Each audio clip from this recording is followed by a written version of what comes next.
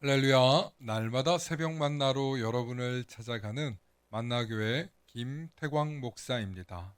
오늘도 하나님의 말씀을 통해 하나님의 나라와 의를 구하며 이 세상을 보다 아름답게 만들어 가시는 저와 여러분들 되시길 소망합니다. 오늘 우리에게 주시는 말씀은 시편 51편 1절로부터 4절의 말씀입니다. 하나님이여, 주의 인자를 따라 내게 은혜를 베푸시며 주의 많은 긍휼을 따라 내 죄악을 지워 주소서. 나의 죄악을 맑게 씻으시며 나의 죄를 깨끗이 제하소서. 무릇 나는 내 죄가를 아오니 내 죄가 항상 내 앞에 있나이다. 내가 주께만 범죄하여 주의 목전에 악을 행하였사오니 주께서 말씀하실 때에 의로우시다 하고 주께서 심판하실 때에 순전하시다 하리이다. 아멘. 오늘은 뒤로 감춘 것과 숨긴 것 내어놓기라는 제목으로 말씀의 은혜 나눌 때 하나님의 크신 은혜가 있기를 소망합니다. 어린아이들, 갓난아이의 모습을 보면 너무나 사랑스럽습니다. 그리고 이 갓 돌이 지난 아이들이 아장아장 걷는 모습을 보면 너무나 귀엽고 깨물어 주고 싶을 정도로 예쁩니다. 하지만 이런 아이들도 가까이서 관찰해 보면 욕심이 있고 욕구가 있다는 것을 발견하게 됩니다. 예를 들면 핸드폰을 잡고 뒤로 숨깁니다. 본래 주인에게 빼앗기고 싶지 않다는 의지의 표현을 합니다. 자신이 가져가선 안 될 물건이라는 것을 알기에 때로는 뒤로 몰래 숨깁니다. 심지어 다시 빼앗기고 싶지 않다는 의지의 표현으로 걸음아 달려라 하면서 몰래 반대 방향으로 냅다 도망갑니다. 그 모습조차 너무나 귀엽지만 사실 아이의 욕구는 분명합니다.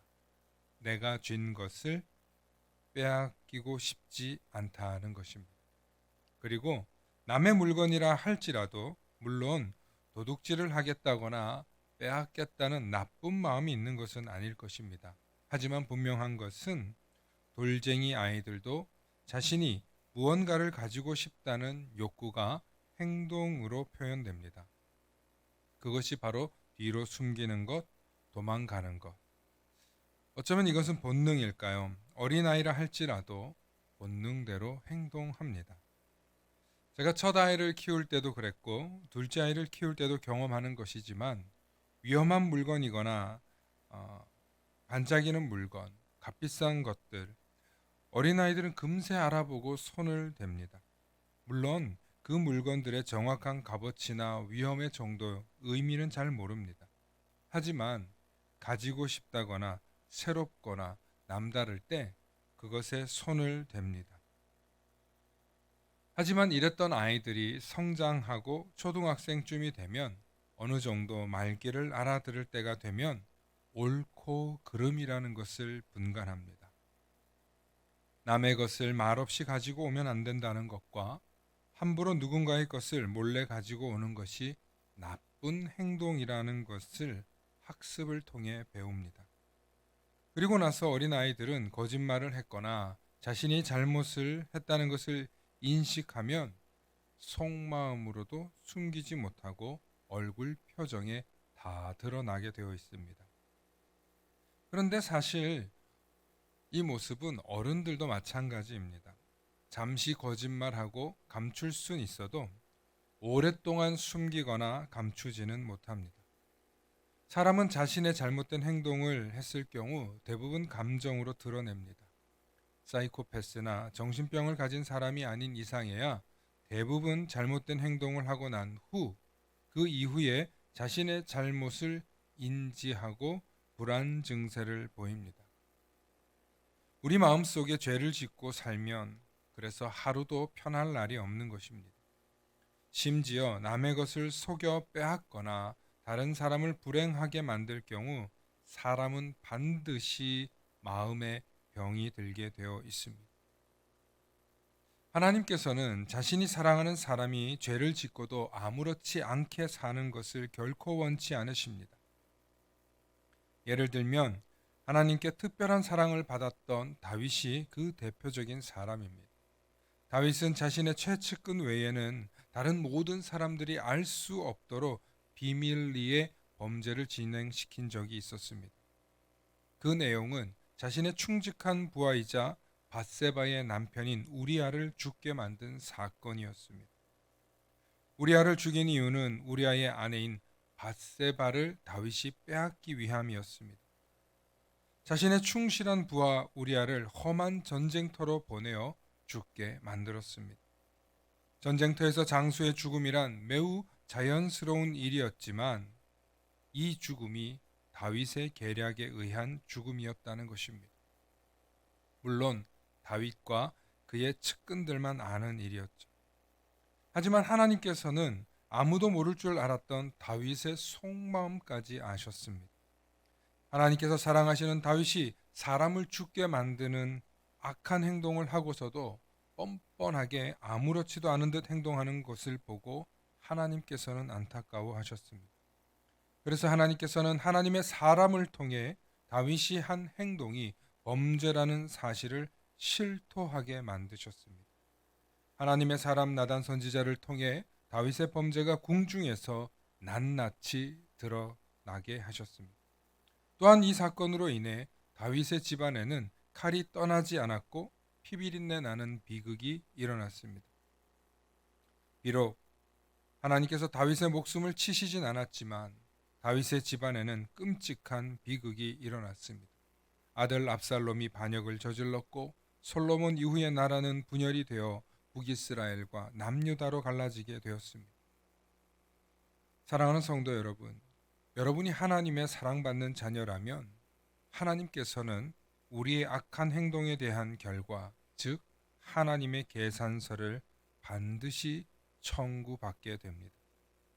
우리가 온전히 회개하고 죄를 하나님께 용서를 구하였다 할지라도 내가 부당하게 얻었거나 하나님의 것을 취했거나 나의 범죄한 사실에 대해 반드시 하나님의 계산서로 청구된다는 것입니다. 나는 결코 잘못이 없다고 말하지만 하나님의 계산서는 분명합니다. 생명을 잃고 영원한 지옥에 떨어지는 것보다 지금 야단 맞고 혼나는 것이 100번 다양한 일이기 때문입니다. 그래서 예수님께서는 다리를 잃고 눈을 잃더라도 하나님 나라에 들어가는 것이 100번 낫다고 하신 것입니다. 사랑하는 성도 여러분, 하나님께 구원받고 영생을 얻기 위해서라면 반드시 내가 갚아야 할 것은 갚게 되어 있습니다. 하나님을 속인다는 것은 불가능합니다. 하나님은 절대로 우리에게 억울한 일을 당하게 하지 않으십니다. 욥이 마치 자신이 억울한 일을 당한 것처럼 변명했지만 결국 하나님 앞에 자신이 교만했던 죄를 고백했습니다. 하나님께 정말 사랑받기를 원하신다면, 하나님의 보호하심과 하나님의 축복이 나와 함께하길 원하신다면 반드시 숨긴 것은 내어놓으시기 바랍니다. 뒤로 감춘 잘못한 일이 있다면 반드시 하나님께 고백하시기 바랍니다.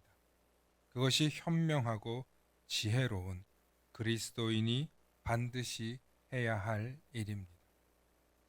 오늘도 하나님께서 우리를 긍휼히 여기시고 우리가 잊어버렸던 것, 우리가 생각지 않았던 것들까지도 생각나게 하시고 그 죄를 회개하고 자복하며 실토할 때 긍휼이 많으신 하나님께서 용서하시고 품어주신다는 사실을 믿으시며 언제나 하나님 앞에 숨긴 것 없이 감추인 것 없이 살아가시는 저와 여러분들 되시길 소망합니다. 소망합니다. 샬롬.